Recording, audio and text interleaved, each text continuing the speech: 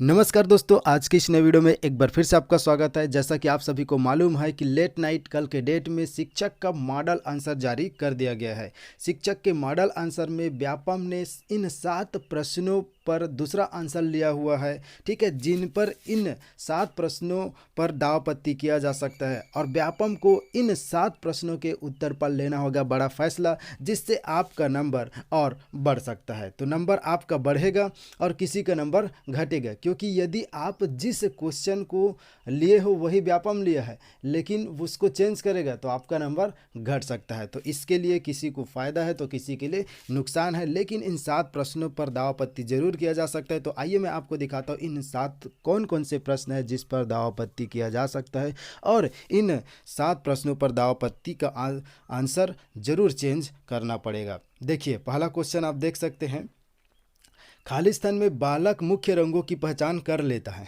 ठीक है। तो बालक मुख्य रंगों की पहचान किस अवस्था में कर लेता है? तो दोस्तों व्यापम लिया है 3, लेकिन दोस्तों ये सही आंसर नहीं है। व्यापम लिया है वो जो आंसर सही होना चाहिए वो 5 वर्ष, ठीक है। तो ए होगा, बालक मुख्य रंगों की पहचान कर लेता है 5 वर्ष होगा।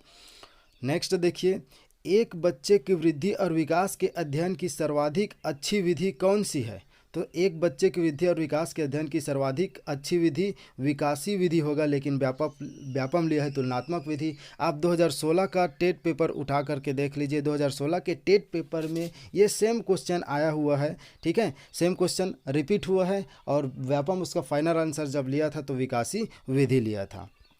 नेक्स्ट आप देख लीजिए, वंशानुक्रम से संबंधित प्रयोग चूहों पर किसने किया? तो वंशानुक्रम से संबंधित प्रयोग चूहे पर किसने किया है? मेंडल ने किया है। मेंडल ने गेहूं और चूहे दोनों पर किया है, ठीक है, लेकिन व्यापम इसका आंसर लिया है मैकडूगल। नेक्स्ट देखिए, गणित और विज्ञान से संबंधित। तो देखिए ये 81 नंबर का क्वेश्चन, एक वृत्त की त्रिज्या में इतनी वृद्धि की जाती है कि इसकी परिधि 5% बढ़ जाती है, तो वृत्त का क्षेत्रफल कितना बढ़ जाएगा? तो व्यापम इसका आंसर लिया है 12.5, लेकिन इसका एग्जैक्ट सही आंसर 10.25 होगा। नेक्स्ट क्वेश्चन देखिए, एक यात्री मोटरसाइकिल से 10 घंटे यात्रा करता है, आधी दूरी 21 किलोमीटर की गति से तथा शेष दूरी 24 किलोमीटर प्रति घंटे की दूरी से गति से चलता है, तो तय की गई दूरी ज्ञात करें। तो इसका भी आंसर व्यापम 225 लिया है, लेकिन इसका एग्जैक्ट आंसर 224 है। मैथ्स का आंसर तो चेंज होगा, क्योंकि अदर आप भले ही नहीं कर सकते, लेकिन मैथ्स का तो चेंज होगा ही होगा।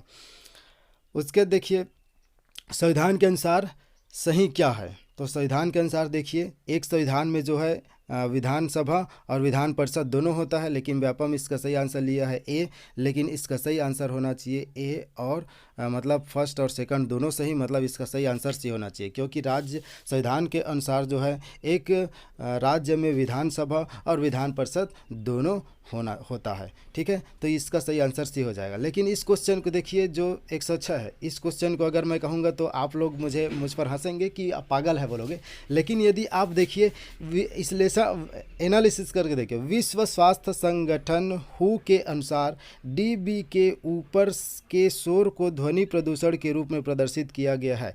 डीबी के ऊपर देखिए, यहाँ ऊपर पहले से दे दिया है और आंसर ले रहा है व्यापम जो है डीबी 65 के ऊपर। आप तो पहले से ऊपर बोल दिए हो, लेकिन फिर से 65 ऊपर ऊपर, ऐसा थोड़ी होता है। मतलब सेंटेंस में रिपीटेशन अलाउ नहीं होता है, किसी भी वाक्य में जो रिपीट वाक्य शब्द जो है रिपीट नहीं होता है, उसका सेंस कहीं अलग हो जाता है, मतलब वो सेंस ही नहीं होता है। तो दोस्तों इसका सही आंसर होना चाहिए 65, ठीक है। देखिए, विश्व स्वास्थ्य संगठन के अनुसार 65 डीबी से ऊपर, ठीक है।